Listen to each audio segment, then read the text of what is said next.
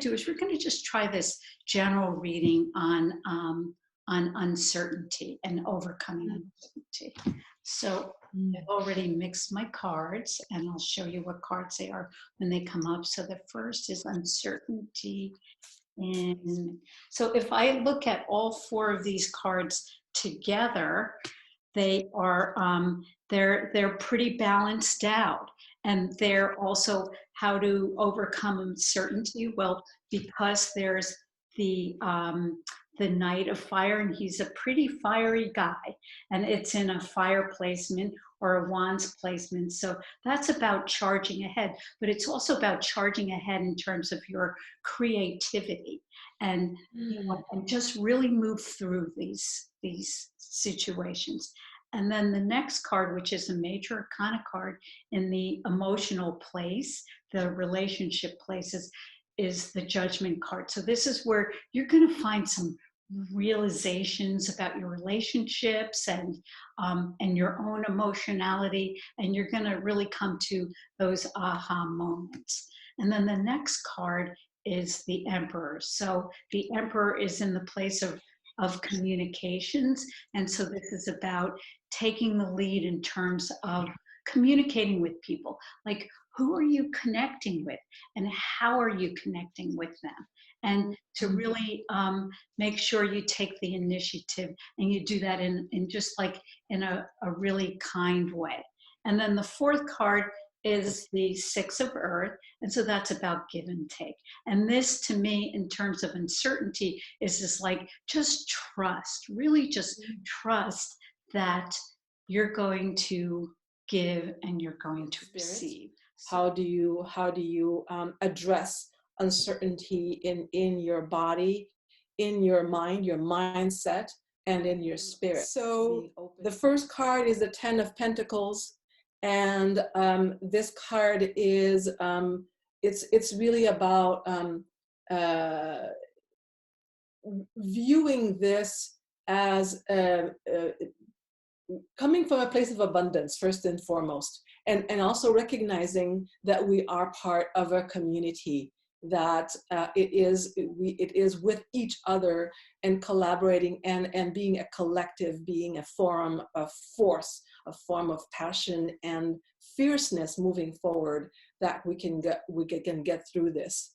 The Pentacles is the element of earth. So it refers to money and health, and so it's really about in your body, really connecting with your body and asking your body, what does it need right now? Am I hungry? Am I tired? Do I need exercise? Do I need to move? And also it's about, and just like Miriam was talking about with the Six of Pentacles, it's about give and take. And so in the context of the Ten of Pentacles, it's about asking for your tribe, what can I do for you?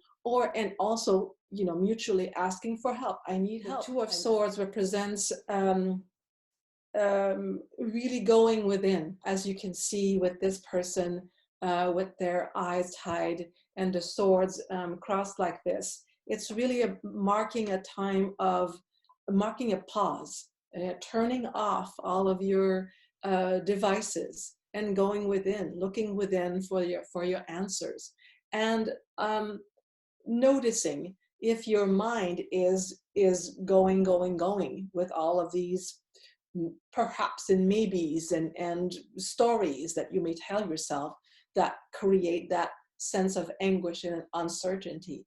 And it's really about going in, taking a few breaths, and just kind of observing what's happening in your mind, and welcome and making yourself available for just quiet and silence in your mind. Not an easy feat, but an invitation nevertheless. And then for the Spirit card, the Ace of Cups. The Ace of Cups, first of all, the aces are about new beginnings, and the cups are about your emotions, your feelings. It's the element of water.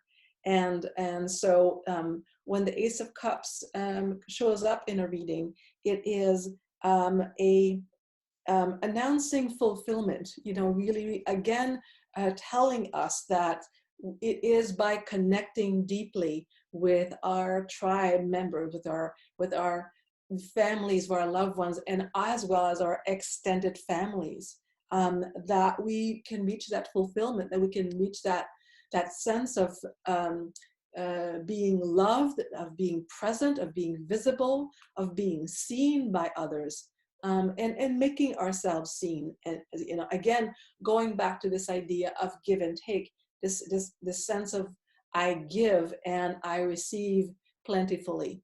And so this is, I would say, a very you know, it's always happens like this when we do readings together, that they're very complementary and they resonate with one another.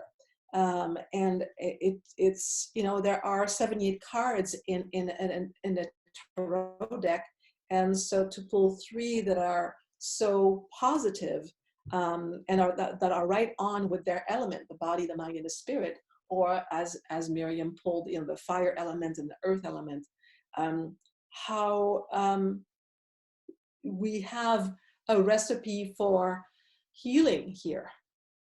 So I give it back to Miriam. Speaking of healing, I just think that they all of our cards really do complement each other, and it's really about like reframing and yes, come into your confidence and to really look at what those good things are, and to make sure that we don't hold back, that we give and trust that we're going to receive back as well. So this is just a real quick version. Anyway, I hope you enjoyed it. What for me is super healing is that I get to work with Isabelle again. well, likewise, it's so lovely to work with you again, and you will notice that we both work with the tarot, but we have very different approaches, and